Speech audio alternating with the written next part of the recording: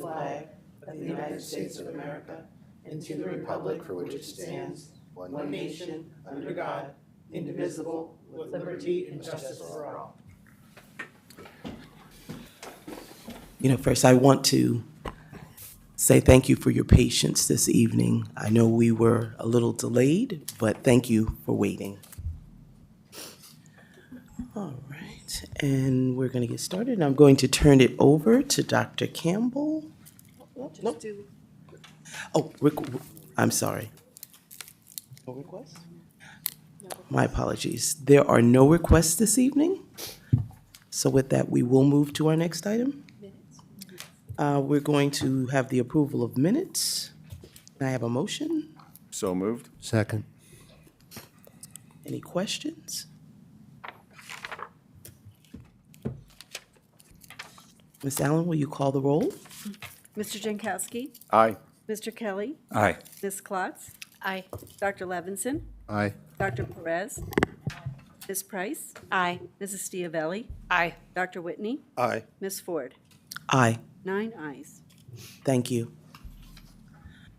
Okay, and I was jumping a little ahead, but now Dr. Campbell will have our district updates. Thank you. Good evening, thank you. I'd like to welcome back all of our board members as well as all of our families who are listening this evening, and hope that everyone had a great holiday break. It was extra long for our students as well. I wanted to start off by sharing that our student athletes, however, remained very busy with competitions and tournaments over the long break. I want to give the community and the board an update in terms of the status of our winter teams. Boys wrestling, their current record is 10-1. They earned a second place finish in the Liberty Hurricane Wrestling Tournament over winter break. And also congratulations to Emilio Albanese, who recently reached his milestone of 100 wins this past weekend. Our girls wrestling have a current record of 10-2, and they earned a first place finish in the Governor Mifflin tournament, also over winter break.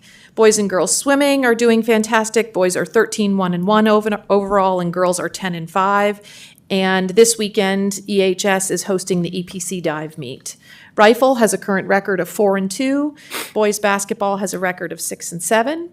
And our girls basketball has a current record of 11-2, and they are ranked second among 6A schools. In terms of our girls basketball team, I wanted to give a special congratulations to senior Gabby DeVita, who in our recent game against Deeruf reached her 1,000 points milestone in her high school career.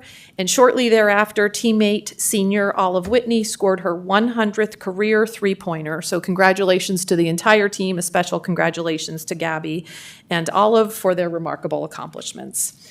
I'd also like to congratulate Coach Olang for being named the Morning Calls Lehigh Valley Volleyball Coach of the Year. Coach Olang is our Emmaus girls volleyball coach, so we're very proud of her as well. As we're back to school and the first semester is quickly coming to an end, I wanted to remind our Emmaus High School students that you have midterms next week, the week of January, beginning January 20th through the 23rd. That high school midterm exam has been sent out with students. It's been sent home to families, and it's also posted on our website. I also wanted to note that it's this time when we begin planning for the 26-27 school year, and we have an important event coming up for the class of 2030. Wow, that's interesting to say. So on January 14th, later this week, from 6 to 8 p.m., our EHS counseling department is hosting an 8th to 9th grade transition session. All current 8th graders and their families are strongly encouraged to attend this initial informational session to learn more about the high school, and we'll also have an opportunity to tour the building. Details are available on the EHS website that gives times for each of those sessions. Again, that's January 14th from 6 to 8. I also wanted to share with our families that the LCTI application process is now available. Any students who are interested in attending LCTI for the upcoming school year are encouraged to complete the online application. We send information out to students through their Schoology accounts, and there's also an opportunity to meet with counselors for the online application process. we're excited to share that next week on January 22nd at 6 p.m. via Zoom, our East Penn Special Education Department is hosting a virtual workshop for East Penn families on the power of sleep for children. Details are available as well as the Zoom link on our district website.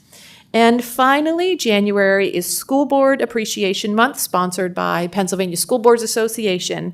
And we wanted to take a moment to celebrate and recognize the great work that our 9 school board directors do for the community. I personally want to thank you for your dedication to our students, staff, and families of East Penn. And I also wanted to give a special shout out to the students in Mrs. Becky's 5th grade class at Shoemaker Elementary. They provided some special treats for our school board members this evening, specifically some personalized thank you cards. So I know the board will enjoy reading those. And again, thank you to our dedicated school board members. And that's my update for tonight. Thank you. Awesome. Any questions, comments? Yes. I would just like to give a shout out to Emmaus alum and also a Hornet football alum, Mario Landino, who will be playing in the NCAA Division I football championship game next Monday for Indiana University. Thank you. Awesome. Anybody else? Yes. Okay. Just a quick shout out to the 5th graders who made these cards. I quickly looked at them. Oh my gosh, these are adorable, and thank you so much. You have made my day. Thank you. Anyone else? And I just want to also extend the thank you to the 5th graders for the cards. I can't wait to have a minute to read them. I know it's going to uplift my day or my week, actually. So thank you. Thank you, Mrs. Campbell. Dr. Campbell. All right, moving on to personnel items. Can I have a motion? So moved. Second. All right. First. All right. Any comments or questions? No. All right, so Ms. Allen? Mr. Kelly, Aye. Ms. Klotz, Aye. Dr. Levinson, Aye. Dr. Perez, Aye. Ms. Price, Aye. Mrs. Diavelli, Aye. Dr. Whitney, Aye. Mr. Jankowski, Aye. Ms. Ford. Aye, 9 ayes. thank you. And Dr. Campbell has some announcements she'd like to make in the way of personnel. I just wanted to briefly recognize the outstanding commitments of 2 individuals who are retiring. Mrs. Moyer has retired recently as a health room nurse from Emmaus High School, and Mr. Hanlon will retire at the end of this school year. Patrick is a science teacher at Lower Macungie Middle School. His entire career has been with us, 31 years of service as a part of the 7th grade team at Lower Macungie Middle School, previously Emmaus Junior High School. So congratulations to both Mrs. Moyer and Mr. Hanlon for their outstanding dedication to the students of our school district. Awesome, thank you. Any comments about that? Well, congratulations again. All right, moving on. I'd like to take items A and B together. Can I get a motion for that? So moved. Second. Any comments or questions? All right, then I'd also like a motion to take C and D together. Oh, I have to call the roll. Thanks for your patience. You guys know I'm new at this, and so I'm going to get it. Ms. Allen, the roll. Ms. Klotz, Aye. Dr. Levinson, Aye. Dr. Perez, Aye. Ms. Price, Aye. Mrs. Diavelli, Aye. Dr. Whitney, Aye. Mr. Jankowski, Aye. Mr. Kelly, Aye. Ms. Ford. Aye. 9 ayes. Okay. So now I'd like to call a motion for items C and D to take those together. So Can I get a moved. motion? Second. Thank you. Any comments or questions? Yes. There is an announcement on C. On item C, there is a typo that is being corrected. It's actually on page 2 of the agreement for Kutztown University, the affiliation agreement for the graduate assistant. And that corrected version is to be uploaded to our board doc, but we just wanted to make that known publicly. Thank you. I would just like to add as well, the typo that was corrected for the updated version would be that the reading interns would be with us for 3 days a week. So that is the correction. Thank you. Dr. Campbell. All right. Yes? There seems to be another kind of disconnect there between the term of placement and the length of the agreement. So the term of placement is for the entire 2026, the 26-27 school year, but the agreement term is 1 year from the date of execution. And so there seems to be a little bit of a conflict there on that. That was one of the questions I brought up when I sent. And I thought there was a About that. response. Dr. Povolitis, I'm going to ask him to just explain. He oversees the reading interns. So the interns do most of their work during the school year and work the exact calendar of our teachers. So they follow that calendar. However, some of their work does exceed beyond the school year, and they work with in the summertime, providing reading intervention for students. So that goes beyond the school. It's for them specifically for their expectations for the internship. So it does exceed the academic year. So I guess my question is, should the term of the agreement be updated to match what they're actually going to be doing? The actual time frame they're going to be doing? They're going to be in the district. The answer is yes. You're correct. Right? So Yeah. I would actually request that we table this until next meeting so that we can have the correct contract to vote on. Well, Or can we just amend it? you could do it by, well, she's moved to table it. You'll have to decide, you'll have to ask for a second on it. Yeah. Ask for a second on them. I'd like a second on the motion to table it. I second.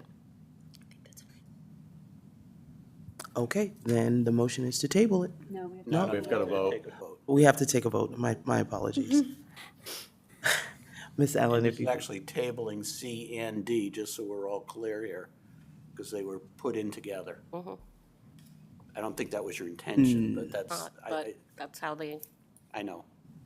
Well, then I'll make an amended motion to, Well, there's a motion to table on the floor right now. Right. Going to try and amend amend the tabling motion? well, I can then can I not make a motion can't we on just- top of that motion?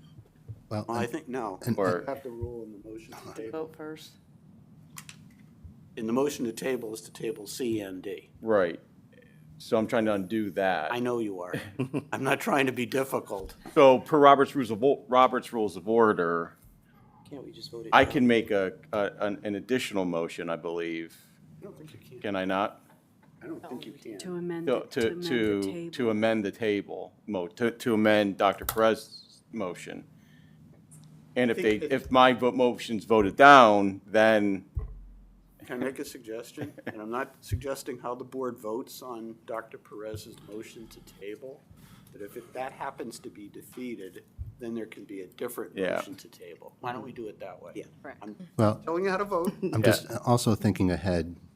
I think we want, if that's that one contract that's a potential issue here, we should extract that from what's being voted on so that we can I keep think the we'll do others. that. yeah. But I'm just saying, keep that Call in for a mind. vote Yeah. on the motion to table. I'd like to call a vote for the motion to table items C and You ready? if you could call Mrs. Allen, thanks. Dr. Perez? Yes. Nay. You want to table or not table? I don't want to table because I want to make sure that we pull You can vote the that. track. Okay, That's what Okay. I'm trying to do. not Okay. Derail Yes. C and D. okay. Ms. Price? Nay. Mrs. Diavelli? Nay. Dr. Whitney? No. Mr. Jankowski? No. Mr. Kelly? No. Ms. Klotz? No. Dr. Levinson? No. Ms. Ford? No. 9 nays. Okay. All right, so You want to do C or D first? Do them separately. I'd like a motion for Why don't just, you do the D first? It Okay. appears to be non-controversial. okay, so a motion for D, to approve D, item D? So moved. Second. Okay. Any comments or questions? Okay, Ms. Allen? Ms. Price? Yes. Mrs. Aye. Diavelli? Aye. Dr. Whitney? Aye. Mr. Jankowski? Aye. Mr. Kelly? Aye. Klotz? Aye. Dr. Levinson? Aye. Dr. Perez? Aye. Ms. Ford?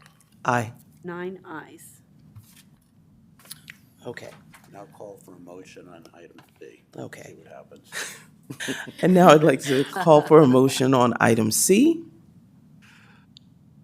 So moved. Seconded. What is the Can motion? can I, so can I ask a question Yeah. before the vote? Is this contract, because this is really, it's more or less a scrivener's error. Is this contract time sensitive or, I mean, it's not, so, and do we need to see another copy or would everyone be willing to vote on it with the date corrected?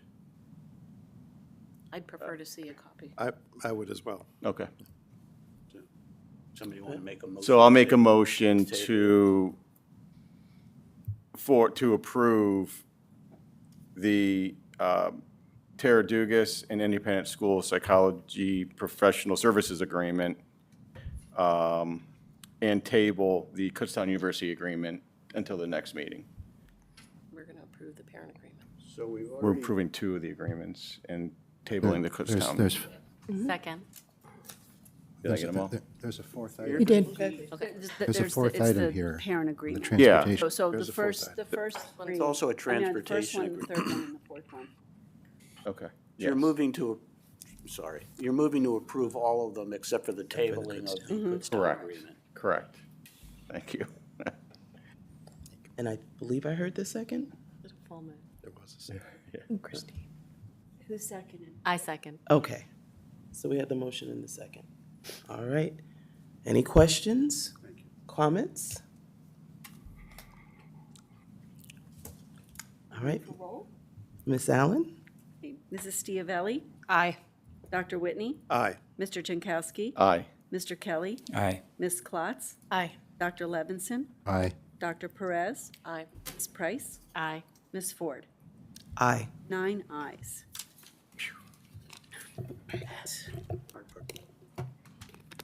Okay. Okay. So, moving on to curriculum and the district data summary, winter 2026. I will do a brief introduction. This evening, we have all of the administrators from our Office of Teaching and Learning who are going to present an overview of our district assessment data. Specifically, this includes a summary of how our students performed on state assessments. You'll learn about the PSSAs, the Keystones, as well as PVOS. In addition, we will share an overview of the Future Ready Index, which is designed to be a comprehensive summary of student achievement, attendance, career readiness, and graduation data. As a district team, we use this information as well as other assessments to analyze our curricular and program strengths and needs. In addition, I want to share that each building team that meets regularly to analyze their building-specific data and develop action plans to improve student learning at the building and the classroom level. So again, today is, I'm going to say, sort of the 1,000-foot view, right? We're looking at district-level information. And so now I'm excited. In advance, I want to thank our members of the Office of Teaching and Learning for being here and being a part of this really important process. And I believe Dr. Mahalik is starting off with us this evening.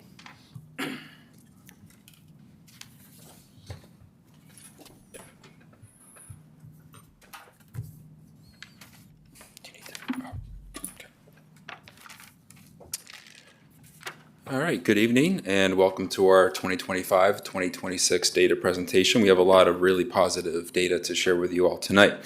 And as Dr. Campbell mentioned, we're looking at data that you can find in Future Ready PA Index and in the PVOS public access. The reason we're using data from those two websites is because those are two publicly available sites. So we want to make sure that anyone watching tonight also better understands how to interpret the data and what to make of it. So with Future Ready PA Index, we are going to see both proficiency and growth data, and then with PVOS, we can also see some growth data as well. So this is going to follow a very similar structure to the way in which we did the data presentation last year. And you're going to see an image like this for each one of our schools in East Penn School District. The top left-hand corner will have the building name, followed by a building score right underneath it, which Dr. Gutman will explain later how that calculation is calculated. The top row shows proficiency, and this is from Future Ready Index. The bottom row shows growth.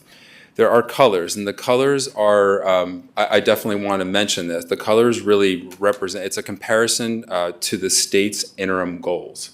There are times where you might see red and we are well above the state average, but the state established a 2033 goal, and every year the interim goal goes a little bit higher and higher and higher. So they're going to show a color for our schools on how we did compared to that interim goal. So red means that we did not meet that interim goal, green means that we met, and blue means that we exceeded. But again, it's in comparison to the state's interim goal. So we might see, in most cases, we are well above the statewide average, even though it looks like it's red. There are 3 testing categories, from left to right: ELA, math, and then science. And the data for all schools except for Emmaus High School reflects students that took the assessments last year. You're going to notice this year that science is going to be gray. There is not that data available, and the reason is because last year we had a waiver in place for the elementary and the middle school PSSA for science. Keystone Biology went on as normal. However, there are some schools in the state that might be like a 6 through 12 school, and they give both the PSSA and the Bio Keystone. So the state did not feel like it was a fair thing to have an index for some schools and not all. So none of the schools have a science data point available within PA Future Ready Index this year. So with that being said, we're going to go through each building one at a time, starting with Albertus Elementary. They had a building score of 79.2. They met the interim proficiency goal in ELA and mathematics, and they exceeded the growth goal in ELA. Jefferson Elementary, they had a building score of 73.9. They met the proficiency goal in mathematics and the growth goal in mathematics. Lincoln Elementary, they had a building score of 85.8. They met the proficiency goal in math, and they exceeded the growth goal in both ELA and math. Macungie Elementary had a building score of 85.9. They met the proficiency goal in math and exceeded the growth goal in both ELA and math. Shoemaker Elementary had a building score of 90.3. They exceeded the proficiency goal in mathematics and exceeded the growth goals in both ELA and math. West Coatesville Elementary had a building score of 80.3. They met the proficiency goal in math, met the growth goal in ELA, and exceeded the growth goal in math. Willow Lane Elementary had a building score of 84.8. They met the proficiency goal in math and exceeded the growth goal in both ELA and mathematics. Lower Macungie Middle School had a building score of 73.8. They exceeded the growth goal in ELA. Our Middle School had a building score of 82.3. They met the proficiency goal in ELA and exceeded the growth goal in ELA and mathematics. And then we get to Emmaus High School. Emmaus High School is a little bit different, where all of the other buildings up until now were last year's test takers. For Emmaus High School, we're looking at a cohort view. So if you look really closely in the top left-hand corner of each box that says school year 24-25, that reflects the juniors in the 24-25 school year, which would be the senior class right now. So this reflects the cohort. So for in the case of algebra, we have some students that are currently seniors, and maybe they took the algebra keystone when they were in 7th grade years ago, or 8th grade, 9th grade, or whatever it might be. And finally, we're at the point, we've been looking forward to this point where non-numerical proficient is really no longer a consideration. We don't have to worry about that. So this really does reflect all of our students, maybe with the exception of a handful in that cohort view. So Mays High School had a building score of 85.4, which places them at the top in Lehigh and Northampton counties. They met the proficiency goal in ELA and exceeded the growth goal in both ELA and math. I'm now going to turn it over to Tricia Gutman to explain the challenge multiplier and how the building scores were calculated. Good evening, everyone. When we're looking at Act 13 in Pennsylvania, there is an additional calculation called the challenge multiplier, and this is a mathematical adjustment applied to all the schools to account for the impact of poverty on our students and their overall academic performance. So when you look here at our elementary schools, you will see us basically ranked with that challenge multiplier across other demographically alike elementary schools in similar districts. On this next slide here, please be with the visual here, but we were trying to show here on the right where our schools, based on the ranking with the challenge multiplier, where we fell through Lehigh and Northampton County, and then on the left we kind of zoomed in so you could actually read our schools. So that's what you will see noted there. Here you will see middle level schools and where our two middle schools rank with the building level scores compared to demographically alike districts and their middle school demographics. And here you will see where we are ranked with other Lehigh and Northampton. Next, we move on to the high school, and you can see where we are ranked using the challenge multiplier with our demographically alike high schools. And lastly, with Lehigh and Northampton. I'm going to change it over to Sarah Raber, who's going to talk a little bit more about PVAS. Thank you. Good evening, everybody. So while PVAS was part of the building scores that Dr. Mahalik showed you, it is the other publicly viewable data point. So we wanted to take a little bit of time to examine that specifically tonight. As a reminder, PVAS is a growth measure, not a proficiency measure. And one of the major reports we pull from PVAS is that value-added report. And value-added is a statistical analysis used to measure academic growth of groups of students and the influence that districts and schools have on their learners. So this is a very important data point for us because while we are looking at student proficiency, a target group of students or a grade level might not be making proficiency, but they may be making a tremendous amount of growth, which is very important in terms of our decision-making processes. I'm going to look at ELA here specifically. So you can see the top chart is 2024, our scores from last year, and then 2025, or 2 years ago, and then 2025 right below that. Third graders are assessed, however, it's their first year of taking the PSSA, and so there's not enough information to provide a growth measure for that grade level. So you'll see 4th through 8th grade here. You can see as a district overall, we were well above our growth measures. Meaning those grade levels scored above their predicted growth indicator. Our 8th grade did meet their growth measure, as you can see in the green there. However, we recognize that was a decrease from last year. Since the beginning of this year, we have worked as an 8th grade team to look at some of the curriculum alignment as well as cohesion in that grade level to make sure we're addressing those standards. So overall, these growth scores are something we are very proud of, and we will continue to look at the impact of that growth as well as compare that to our proficiency levels. Dr. Thatcher is going to take us into math. Hello, everybody. So similar to ELA, you'll see the growth measures for grades 4 through 8 math here on the screen. 2024 is on the top and 2025 is on the bottom. As a district overall, you'll see that we have a lot to celebrate, particularly in grades 4, 5, 6, and 7, where we continued to score well above or moved from meets into the above and well above category. Of course, we certainly note that the 8th grade is in the well below category for the 2nd year in a row, and we, as early as this summer, have some work in progress that we began as a way to calibrate the curriculum. So we've been looking at the curriculum during summer professional development hours as well as fall professional development hours that will continue into the spring in March.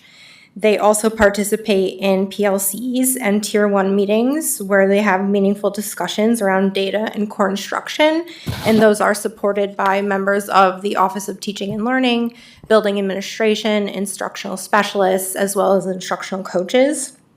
And then the final piece there is setting the actionable goals where we're able to monitor both Tier 1 and our interventions for Tier 2 and Tier 3 to ensure fidelity.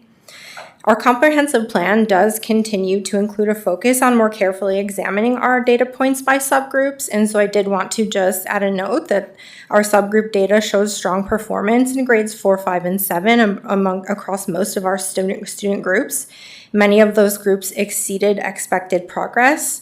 Our growth in grade 6 was stable, and consistent with what you're seeing here, our grade 8 results did show a lower growth overall across several of the student subgroups. So we will continue to monitor that across all of our grades and continue to use the multiple measures to monitor progress and alignment. I'm going to turn it back over to Mike Mahalik for a note about 4th and 8th grade science, PSSA, and PVAS, and then a description of keystones. For the PSSA science, there is no 2025 data due to the waiver in place last year. It was a field test with the new steel standard, so we don't have that comparison view for the PSSA, but we do for the 3 keystone subjects, and this is obviously great to show you all. All 3 tested subject areas are well above in 2025. Algebra went up from meets to well above, and bio and literature maintained that well above status for the 2nd year in a row. So that wraps up the district overview for the data presentation. Thank you for your attention tonight. If you have any questions, we'd be happy to answer. Mr. Jankowski? Thanks for this information. It's encouraging looking at these numbers, but I mean, I know it's been addressed, but I guess the one glaring is what's going on in 8th grade? And I mean, have we identified what the issues are? I mean, I understand that there's, education going on, but that's pretty drastic going from so well above to so well below in that 1-year swing. Are you referring to the ELA for 8th grade, the change there, or are you ELA referring to? and both the ELA and math. It just seems like there's an issue in 8th grade. So in math, I can speak to math. That was a grade where we did see a lot of turnover in the past, and it's typically been one of our more challenging grades with engaging our learners because they may be students who were not necessarily in the Algebra 1 honors class with some of their other peers or in some of the accelerated pathways. So that's why that curricular alignment and going back in and really calibrating as a group has been super important.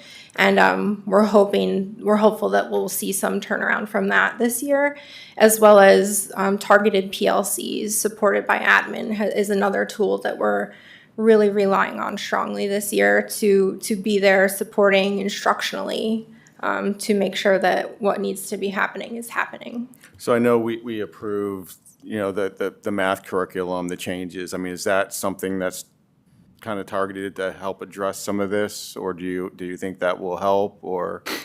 So we continue to revisit stages 2 and 3 of what you approved so that we can make tweaks. After the approval, they did go back into stage 2 and stage 3 as early as this summer to make some of those changes because they didn't feel like it was working. I will say that where they're at this year, they feel a little better as compared to last year because they feel they've been able to keep a better pace as compared to what they accomplished last year. So we'll revisit. Seems, not to beat on it, but it's like, going from well above, in 24 to well below in 25. That seems like a striking in 1 year. I mean, are our students struggling that much in the 8th grade curriculum from what they had in 7th grade, or am I misreading this? So we're looking at like a 3-year composite of student data. Okay. Yeah.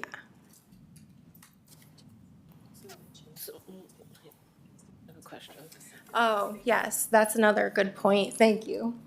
So some of our students, especially at the middle level, and I think we've touched on this before in previous presentations, our students who accelerate, they take Keystones alongside PSSAs as well. And so we do see that in 8th grade, that our students who are in 8th grade taking an Algebra 1 course, they're taking the Keystone, but then they're also taking the 8th grade PSSA. And so sometimes we do see some discrepancy there because those students are essentially not taking 8th grade content. Gotcha. Yeah, that's another, thank you. All right. Well, thank you. That's all. Mr. Kelly? Can I go off of the 8th grade? There is geometry components are in the PSSA and the Keystone. Is that something that we would reconsider into the middle school curriculums? Do you mean adding geometry as a, can you rephrase that question? So, yes, we teach geometry in the high school. And I'm wondering if that has affected these scores. I can say, and Jess, I'll need your help on this one. I know that geometry is one of the subdomains that is definitely a part of Ready Math. That's something that is taught in all of those years. So it does live there. We haven't had any discussions about moving geometry as a separate course down to the middle level as a result of this. I can say that. And just to confirm, it is taught as per the standards in 6th, 7th, and 8th grade where it lives. Okay. Are we able to predict these PSSAs and these keystones with iReady diagnostics? Are they coinciding together? So iReady released a linking tool this year, which we're very excited about. They had spent several years prior to this collecting data across the state, and so they do offer a prediction. This is our first year using it, and we've been very careful with how we message it to teachers because we wouldn't want anybody to think that a student is static based on what their prediction is. So we think of it as more of a starting point, and then we often use that when we're thinking about the Tier 1 goal setting. We might identify some students who are within a certain subset on that predictor to create some actionable instructional goals and then track their progress. So this will be our first year using the linking tool from iReady, but what I can say is that we are always triangulating things, and we typically do see that our iReady is a closer relationship than some of our other things, like, for example, AMath. So if we are able to predict on some level, why are we seeing these same issues surface later? Like these 8th graders have been with the iReady program now for a long time, and if we're able to see those and identify those issues, why is it not being addressed? Well, this is the first year with the linking tool, so we will be using that this year. But they've been using iReady. We've been using those scores for placements, for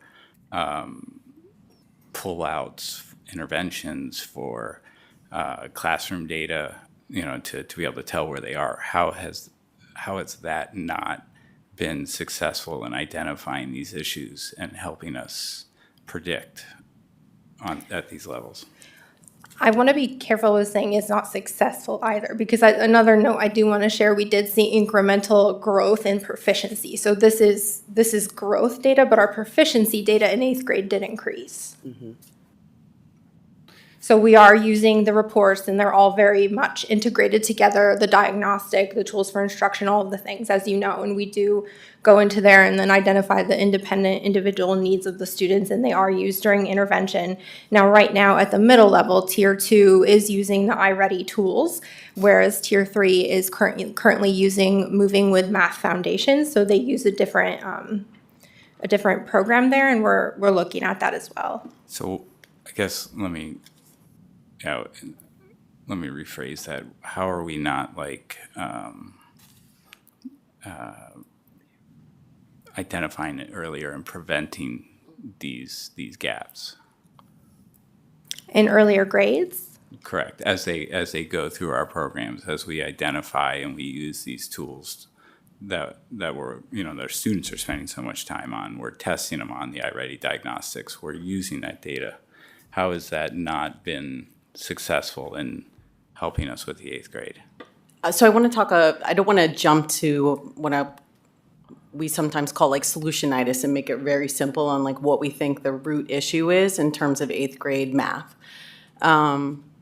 So we obviously have a very intentional focus in the PLC work that's taking place this year as a result of last year.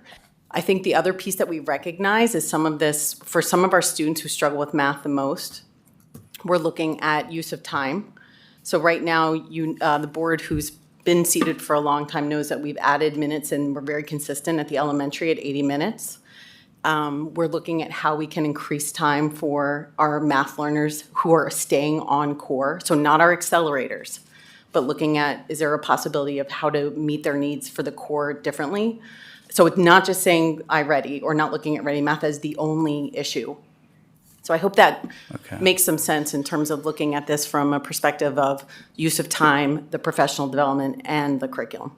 So can I ask then, Dr. The growth, like the accelerated kids, their growth,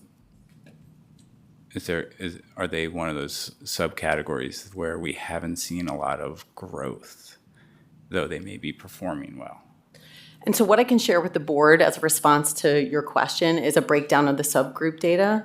You can look at how, again, the state's breaking it down by gifted, but I can actually break it down by quintiles for you and give you a different view.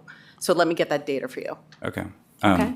You also mentioned the PLCs and engaging the students. How are you quantifying and determining whether the PLCs are being effective? We actually have a leaders meeting about that this Thursday. And so we are consistently touching base and saying, what do we think is working or not working from the teacher perspective, from the leader perspective? From the student perspective, I think we can't gather data from that point, but just look at outcomes. Okay. And so we hope for obviously better outcomes in 8th grade. But I mean, I can assure you that that's a specific focus. But we also want to look at this from a systems view as well. Will we hear about that? Like, are you going to have an evaluation with that? Are you going to kind of give us a numerical goal for where you're going to be for next year? I anticipate the board will hear more about an overall math action plan later in this school year. Okay. Okay? That's it for now. Thank you. All right. Any other questions? Dr. Levinson? Thank you, Ms. Ford. So just big picture-wise, is it fair to say that this data indicates year-over-year improvement? So, but basically, where's the trend lines? Are we improving? Yeah, when you look at least what we've showed tonight, we're just showing 24 to 25 data, and it does look encouraging overall that we are improving. I think when we've internally looked back at previous years as well, this year's data was a lot to celebrate because it does seem to be supporting that we're going in the right direction. Sure. And we can certainly provide more historical data to give you a better view. I'm just trying to reinforce for the benefit of the community that, a lot of the things that we, well, hopefully everything that we've been implementing these last several years is having a positive impact on the education of our students. And so, using this data is a means to see what we think is working and what might be improved. And from what I can recall, from when we looked at this last year, I mean, this is better than what we saw last year. And so I just want to emphasize that point. Yeah, there's a lot of blue. And just so everyone understands, that means that our students are performing well above what the state expects them on, how to perform on that individual assessment. So that's a great thing. That's really all that we can ask our teachers to do. Okay, thank you. There's that. So we talked a bit about what the plan is for 8th grade math curriculum. Can you give me some other examples of what you see from this data that might create some additional actions that you might have in mind for, across the grades? Are there any subject areas or grades that you're specifically asking about? No, this is a general question. I'm just asking because, again, this data is to help us to, look at what we're doing now and how we can improve. Yep. Are there any other ideas that are on the table? Yeah, I can say when we get this data, one of the, it's nice to be able to see this general, big picture data, but then we're, always drilling down into more specifics. So we're looking at subgroups, we're looking at how the different quintiles are performing. Are we seeing so right now you're seeing for instance, all seventh graders and how they performed or how they grew. But we can drill down even more specifically, and then we can look at, where are those pockets where we're seeing more growth maybe than others. So there's a lot of work that then follows when we get data like this. It's hard to speak about that right now because it's just so detailed and specific to each individual grade level. But the details that we do get from the state are very helpful, and it's part of our process and our systems every year that we're looking at that data to kind of fine tune what we're doing, looking at the offerings, the way in which we're supporting all students, both enriching, and with intervention. Yeah, so basically the continuous improvement process is what's going on Yep. here. And one final question. So in the initial set of slides, we saw where the state had set its goals. And, many of the categories were exceeding the state's goals, which is great. But then there are several where we're not. I'm curious if you can give me your take on whether you feel that the state goals for those particular subject areas are, I guess, fair. I mean, you say they increased year over year, so you were kind of chasing a moving target. I'd just like to say, are we going to be seeing red for the foreseeable future? Are we eventually going to catch up? Are those state goals unrealistic?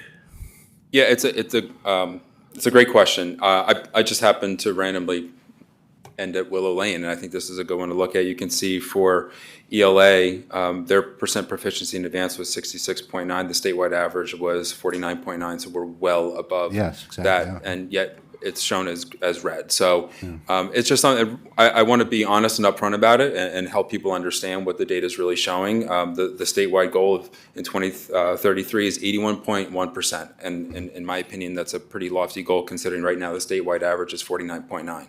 That's a lot of work throughout the state of Pennsylvania for us to get to that point. But the way it is right now, Future Ready Index is going to show the data this way, and it's going to be publicly available. So I think just want everyone to understand really what it is that we're seeing. Yeah, I haven't done it yet, but digging into, again, trying to compare, our peer groups in terms of, are they also having trouble trying to meet some of these state standards? I wanted to add one more thing to an answer to your question, Dr. Sure. Levinson. So specifically to those areas where we're not meeting the goals in some of the schools. So you'll see here the PLCs and the data step backs we've been engaging in data step backs as you've seen and heard, and PLCs is something that we have been engaging in but are really tightening the focus of, especially last year and this year. But that is really a great opportunity for us as a collective team. So there's collective teacher efficacy because you have the teachers, they're split up by content area or grade level. They're supported by supervisors in the Office of Teaching and Learning, their building administrator, the coaches. And so we're really able to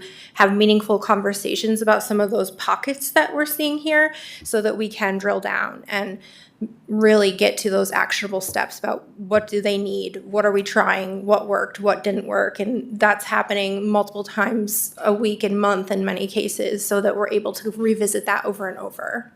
Well, I think it's important that these state numbers are setting a goal and that we do our best to try and meet that, and that helps drive the improvement. But don't get me wrong. I think that the fact that that our students are performing better than the state average in every case, I don't think we lagged any of the state averages in the data. I think that's something that's of note and should be highlighted. Absolutely. All right. Thank you very much. Anyone else? I have a Dr. Perez? question, comment. So my understanding of PVAS is that it's a 3-year rolling average, right?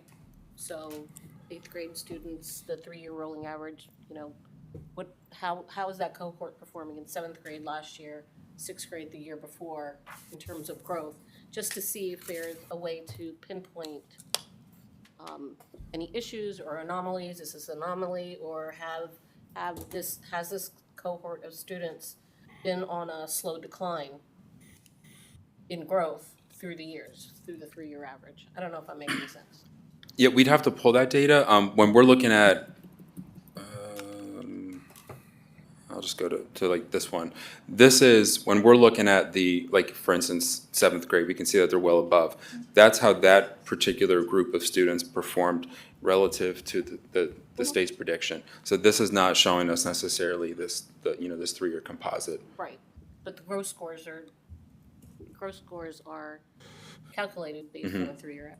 Yeah, we could pull all of that Yeah, data. I think that would be interesting just to see how that cohort of students has performed in terms of growth historically, just to see if there's anything there. And Dr. Perez, I think the 3-year rolling average for teachers, the state does give us that for professional staff. For the students, again, what we could do, we can go back in the different years for those cohorts and provide that to you based on the same look. Yep, thank you. Anyone else? All right. Well, I just want to comment, just thank you and congratulations on the hard work. I know there's always going to be conversations about where we can improve, and that's equally important. But like Dr. Levinson mentioned, I don't want to miss the opportunity to say thank you for the hard work. It's not easy. And when we're seeing the positive results, we know we're on to something good and on the right track. And my encouragement is to just keep at it. I did have one question. Are you seeing any social factors that are impacting some of the things you're seeing in terms of successfulness and in the areas where there's stagnation?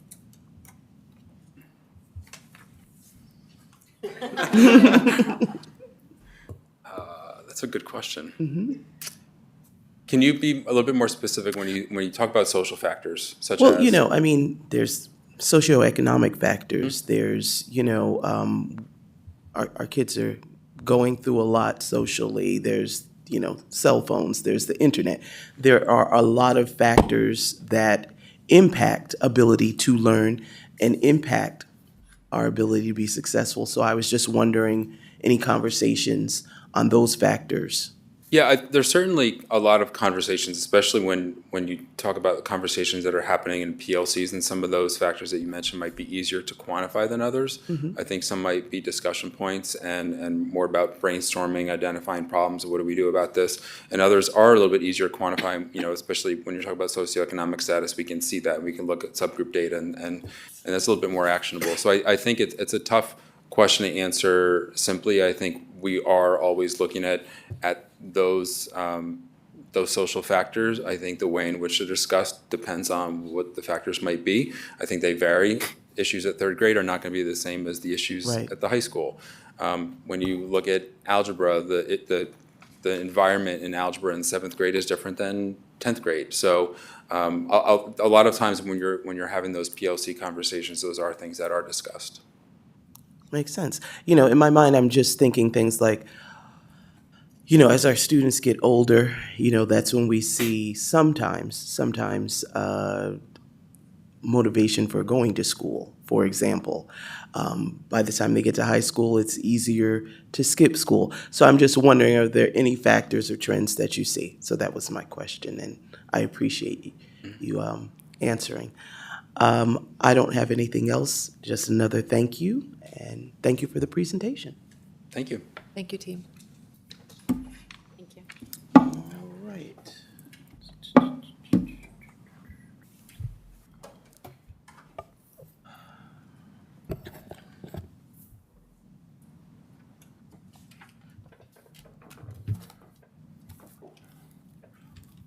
All right. I believe we're on to educational conferences. And can we get a motion for that? So moved. Second. Thank you. Comments or questions? All right, Ms. Allen? Mr. Jankowski, Aye. Mr. Kelly, Aye. Ms. Klotz, Aye. Dr. Levinson, Aye. Dr. Perez, Aye. Ms. Price, Aye. Mrs. Diavelli, Aye. Dr. Whitney, Aye. Ms. Ford. Aye. 9 ayes. Thank you. Okay. We're down to other educational entities. Do we have reports? This section? Yep. I'm going to call on Dr. Whitney at this time. Thank you, Ms. Ford. This is a report from the meeting of the CLIU Board of Directors from December 15th. A fairly brief report, pretty routine meeting. There was a new CLIU board member representing the Parkland School District, Chris Parada. He was sworn in. The general operating budget, which I discussed in my last update and can discuss again when it comes before us for our approval. The general operating budget was finally approved by the CLIU board. So there is, again, to restate it, zero overall increase to district contributions in this budget. However, the East Penn portion of the budget does change a little bit, but actually ours is going to go down by a slight amount. Again, we will get that, now that it's been finally approved by CLIU board, we will receive that budget for our approval in the next month or two. We approved a committed fund balance commitment of fund balance of about $3.7 million. Once the 24-25 financial statements were audited, this is to commit to capital projects, post-employment benefits, and other PSERS rate increases. The commitment of funds was approved by CLIU board a few months ago, but now the actual numbers are in now that all the statements have been audited. We had a report from the Holiday Basket Raffle, which the Carbon Lehigh Special Needs Children's Foundation does. It's really one of their two major fundraisers of the year. $4,240 were raised in the basket raffle. That's a little down from previous years, but still not a bad amount for the foundation to continue doing all of the great things that it does. And then finally, there was a somewhat routine vote to keep the CLIU board structure intact at 14 members, one for each member district, and also to continue to do voting on members as it's currently done, which goes to individual boards for approval versus having some kind of a convention where voting is held. So essentially keeping all the process and structure of the CLIU board intact. And that's my report. Thank you. Thank you, Dr. Whitney. And we also have some reporting from the Lehigh Career and Technical Institute, JOC members, Mr. Jankowski and Ms. Klotz and Dr. Levinson. Are you representing? Yes, I'll be presenting the report Okay, tonight, Ms. Dr. Ford. Levinson. Thank you.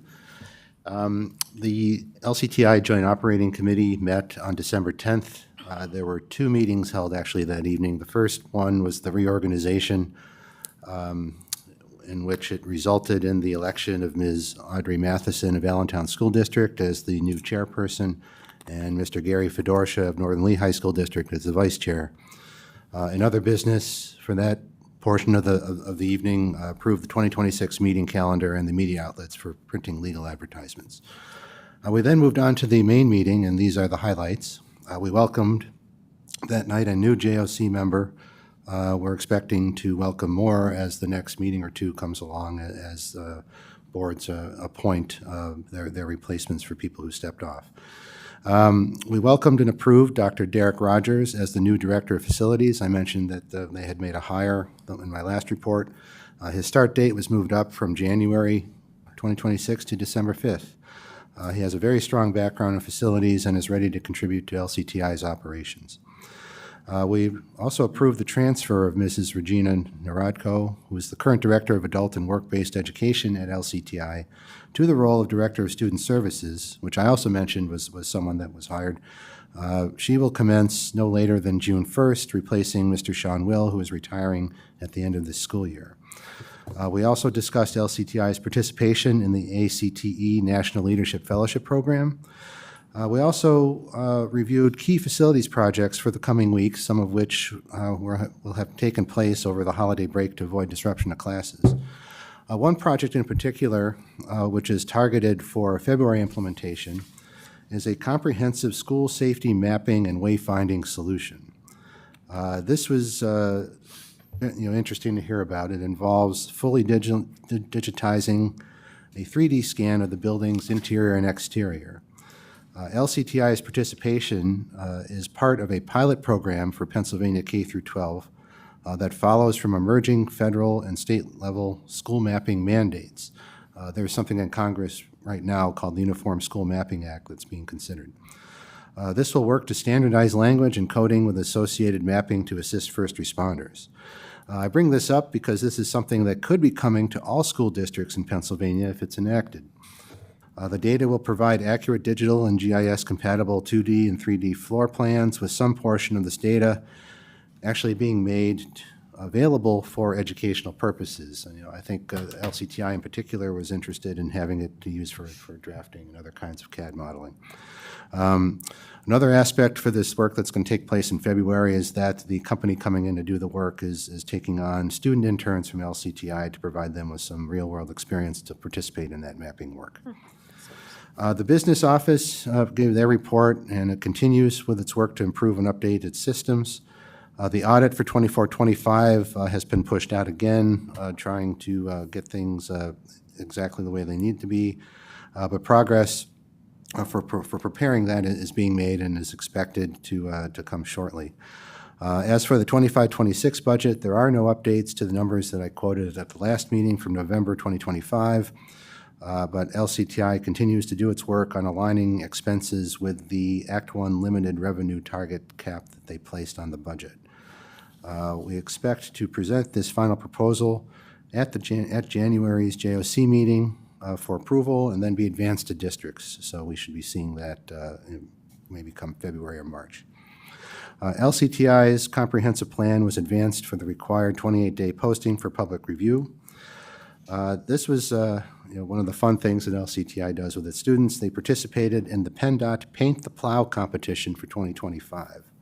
So PennDOT dropped off one of their big, large plows at each of the schools snow plows, I should say, that agreed to participate. LCTI did its decoration. Voting took place through the middle of December. And then the plows were then taken by PennDOT to be deployed for use this winter. So that means that you might see behind you on the highway a plow barreling along with the tagline that says, "Don't race, allow some space." LCTIs did look very good, and they received an honorable mention, so that's exciting for them. Regular business was conducted for the remainder of the meeting, and our next meeting will be on Wednesday, January 28th. And that concludes my report. Awesome. Thank you, Dr. Levinson. I just wanted to comment that the mapping project sounds really exciting, and I'm sure they're harnessing all kinds of AI technology to get that done. Did anybody else have any questions, comments? All right. So the next item is the appointment of our LCTI JOC member. We have a fourth seat that we were unable to fill at this time. So I'm going to make one last petition and plea at this meeting to see if there are any takers publicly. All right. If not, that will remain open for now. Okay. So this evening, we had an executive session where we were able to discuss personnel and confidential issues and litigation. And also, the district will be closed January 19th, 2026. And our next meeting will be Monday, January 26th of 26. I'm trying to get used to saying the 26th at 7:30 p.m. All right. If there's nothing else, I'd like to call a motion to adjourn. So moved. Second. Thank you. We got to vote? All in favor? Aye. You got it.